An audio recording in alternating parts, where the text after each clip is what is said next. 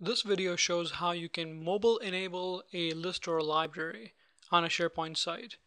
So out of the box, SharePoint sites are already mobile enabled, meaning if you go to a SharePoint site like the one that I'm looking at right now, and you go to Site Actions, Site Settings, it shows you that here is a URL that you can use right out of the box without doing any configuration at all. You can use this URL to see the mobile view of this site. Well, some of the devices these days, the ones that have the full browser functionality might be okay if you just go to the site URL directly. You can see the whole functionality. You don't really need the mobile enabled view. But for the older phones, for the ones that don't have the full browser functionality, this address could be really useful because it strips away any branding, any themes, any images, anything like that. It just shows the content, and then it also lets you manipulate the content, which helps quite a bit. So for example, if I copy this URL, bring up a new tab and just paste it in here, you can see that this is the mobile view of this particular site. When I go back to that site and I just go to the home page of the site, it shows me there's some document libraries, some lists and all that are in the site. Many of them appear here. So announcements, calendar, tasks, payroll docs, and shared documents are the 5 lists and libraries that appear in the mobile enabled view.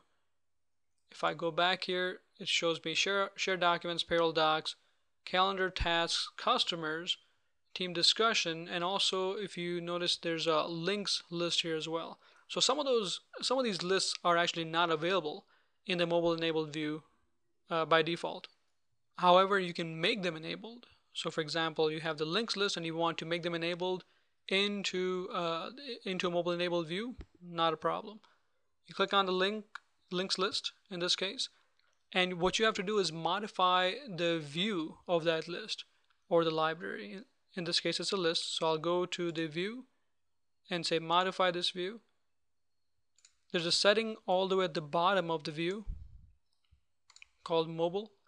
This is where you can mark a view as a mobile enabled view or not. So if you wanted to hide some stuff from mobile devices, you could do that as well. You can uncheck the checkbox for this.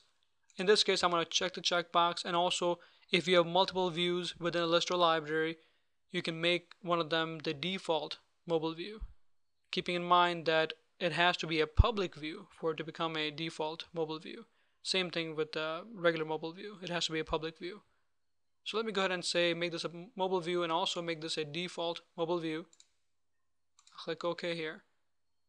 Back in the other tab, if I just refresh this page, now the links list appears here as well. And then whenever you go into any of these lists or libraries, so for example, I go into the links list, it shows me if there's any links out there and also lets me make a new one. So if I click on new item, it gives me a nice truncated view of this of the form that lets me edit or add a new link, in this case adding it. So I'll just say SharePoint videos.com, SharePoint videos, and I'll click on save. There we go. It has saved a new list item for me, and I can verify that by going to the links list, refreshing it. Here we go. So you can add, edit stuff from the actual list or library, or you can do it from mobile enabled list and it goes to the same exact place.